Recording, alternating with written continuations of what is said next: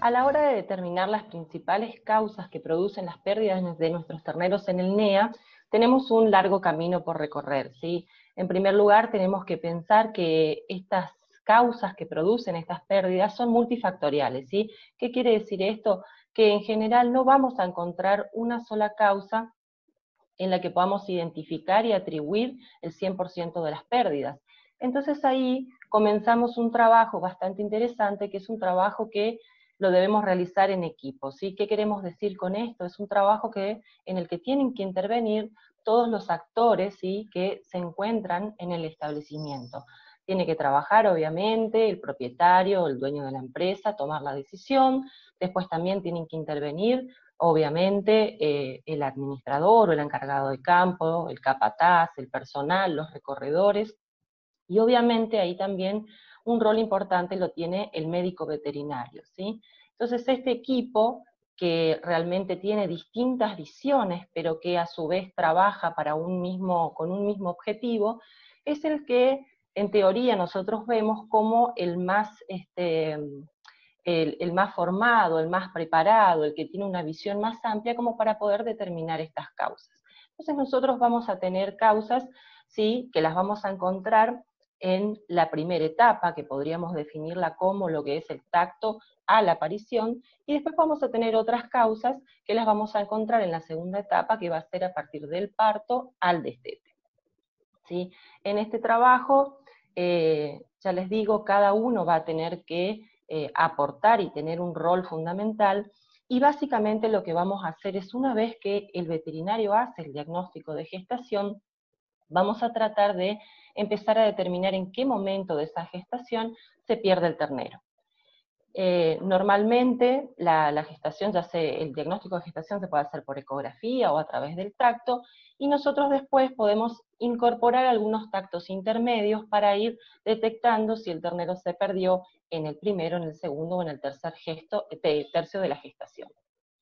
¿Qué va a pasar ahí, digamos?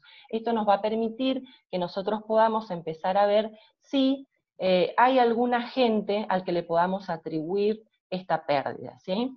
Sabemos que hay algunos agentes infecciosos que producen pérdidas en el primero, en el segundo, en el último o en el periparto, y en el primer mes de vida. En la segunda etapa, que sería la etapa eh, parto destete, es fundamental el tema de las recorridas, el tema de curar los ombligos, de detectar las diarreas en forma temprana, porque además tenemos campos bastante sucios en algunos lugares, donde es difícil encontrar el ternero, y también las condiciones climáticas, ¿sí? Nosotros tenemos muchos terneros que están naciendo en noviembre, en diciembre, algunos hasta principios de enero. Entonces, las condiciones climáticas son bastante adversas para un recién nacido, y esto no solamente afecta, digamos, el tema del calor a ese ternero, sino también predispone a la existencia de otros problemas, como por ejemplo las bicheras, que son de bastante relevancia para la zona, ¿sí?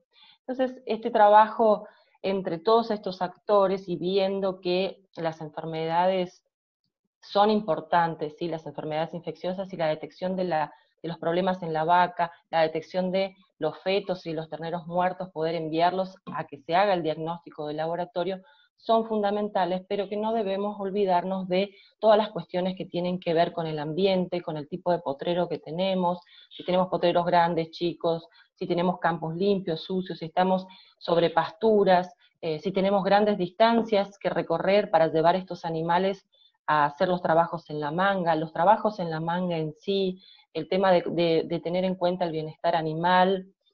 No pensemos solamente, cuando hablamos de merma, de una enfermedad infecciosa, ¿sí? Pensemos en que estamos trabajando en un sistema productivo en el cual hay muchas actividades que vamos realizando, y pueden impactar también justamente en esto que pretendemos nosotros, que es generar el destete de un ternero por vaca por año. Entonces, otro factor muy importante a tener en cuenta, que por ahí a veces lo olvidamos, es trabajamos mucho sobre la vaca vacía, sobre encontrar el feto y el ternero, ¿sí?, detectar ahí las causas y enviarlo al laboratorio, trabajar sobre el tema de personal, sobre el tema de capacitar al personal de campo, de que entienda la importancia que tiene su función, ¿sí?, para poder detectar y salvar nuestros terneros, y atenderlos de la mejor manera posible para que lleguen a esa destete no solo vivos, sino también con las mejores condiciones, ¿sí? Con el mejor peso posible.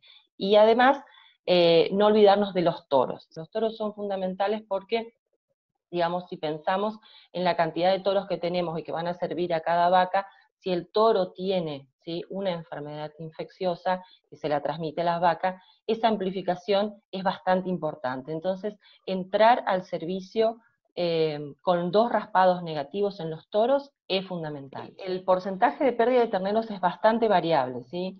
La verdad que hay establecimientos en el que llevan un buen control, en el que implementan varias medidas de manejo que tienen que ver sobre justamente la vaca preñada y sobre los terneros, y tienen porcentajes de entre el 6, 7%, 8%, o sea, estamos hablando de un dígito, y realmente son valores esperables, valores que después a la hora de hacer el destete son muy positivos. Pero después tenemos establecimientos que podemos estar hablando de entre un 12%, otros con un 14%, otros con un 18%, y tenemos lugares donde tenemos, no todo el establecimiento, pero sí determinados lotes con un 22, 23% de porcentajes de merma, ¿sí?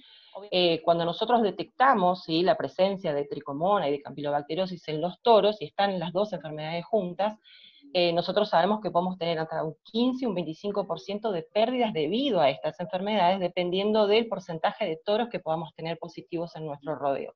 Entonces, ¿qué vamos a tener que hacer ahí? Y son muchas las medidas que tenemos que tomar, ¿sí? No es simplemente poner una vacuna y sentarnos a ver cómo desaparecen las enfermedades, no. Tenemos que empezar a trabajar seriamente con los toros, hacer los raspados, digamos, como para poder entrar a ese servicio con 2 raspados negativos, lo cual en muchos establecimientos no es sencillo, ¿sí?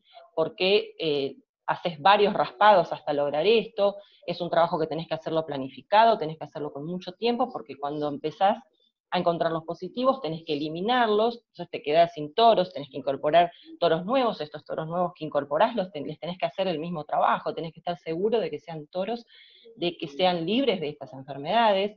Entonces es un camino un poco más largo, digamos, a la hora de tratar de erradicar esta enfermedad o este problema que sabemos que nos causa una merma importante. Por eso siempre tratamos nosotros de transmitir que lo importante es identificar las causas, saber contra quién estamos peleando, digamos, esta batalla para tener más terneros, y a partir de ahí empezar a tomar medidas, que no es algo que lo vamos a ver de inmediato, lastimosamente, sino que es un trabajo del día a día, y hay muchas cuestiones después que tienen que ver con condiciones de manejo, de incorporar algunas y de erradicar otras, ¿sí?